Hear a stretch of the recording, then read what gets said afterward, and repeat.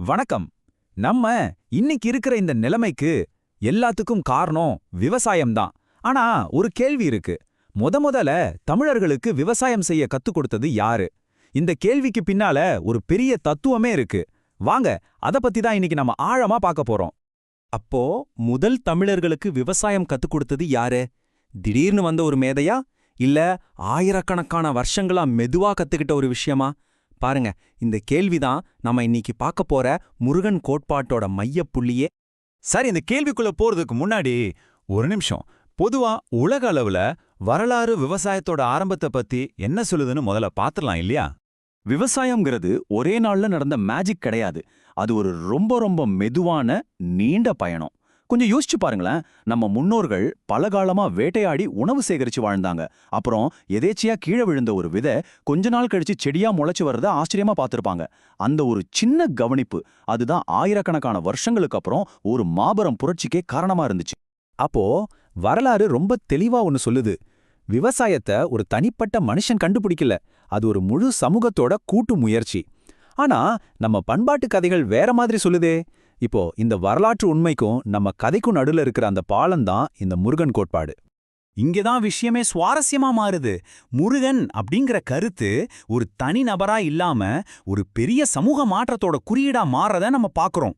இது வெறும் ஒரு கடவுளை பத்தின கதை மட்டும் இல்ல, இது நம்ம நாகரிகத்தோட கதையே தான். அப்போ இந்த முருகன் கோட்பாடுனா என்ன? ரொம்ப சிம்பிளா சொல்லணும்னா, நம்ம முன்னோர்கள் வேட்டையாடுற சமூகத்திலிருந்து விவசாய சமூகத்துக்கு மாறினாங்க இல்லையா?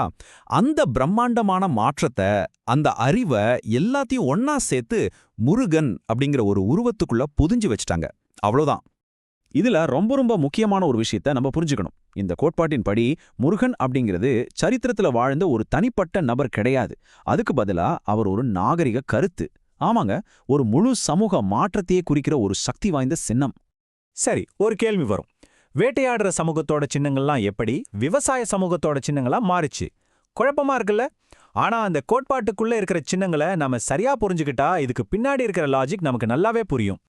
இதுக்கு மையமா இருக்கிறது என்ன தெரியுமா? வேல். கொஞ்சம் யோசிச்சு பாருங்க. வேல் அப்படிங்கிறது ஒரு வேட்டைக்காரனோட ஆயுதம்.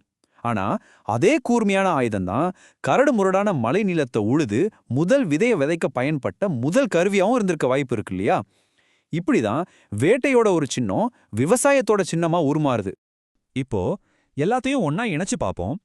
வேல், நிலத்தை உழுற கருவி.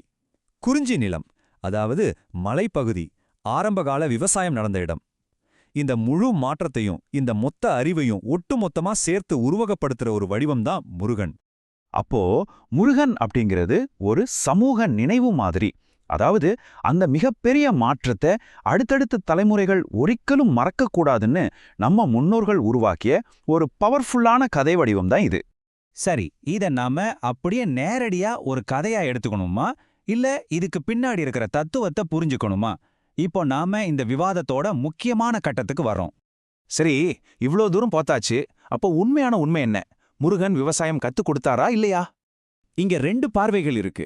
ஒன்னு, முருகன் ஒரு விவசாய ஆசிரியர்னு சொல்ற நேரடி கதை. இன்னொன்னு, முருகன் ஒரு மிகப்பெரிய நாகரிக மாற்றத்தோட சின்னம்னு சொல்ற தத்துவார்த்த உண்மை.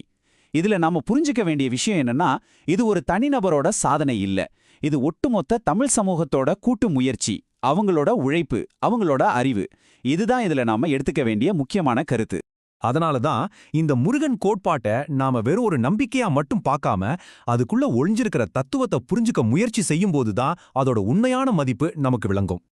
அப்போ நாம ஆரம்பிச்ச அதே கேள்விக்கு திரும்ப வருவோம். தமிழர்களுக்கு விவசாயம் கத்துக் கொடுத்தது யாரு? பதில், எந்த ஒரு தனி நபரும் இல்ல. உண்மையான ஆசிரியர்கள் நம்ம முன்னோர்கள் தான்.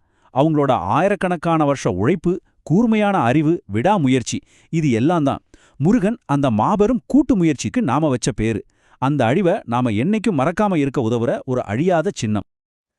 இந்த விளக்கத்துக்கு பிறகு முருகன் என்ற இந்த கருத்தை நீங்க எப்படி பாக்குறீங்க? இது வெறும் ஒரு பழங்கதையா, இல்ல நம்ம முன்னோர்களோட அறிவையும் வரலாற்றையும் பத்திரமா பாதுகாத்து வச்சிருக்கிற ஒரு தத்துவ பெட்டகமா? இத பத்தி நீங்க என்ன நினைக்கிறீங்க?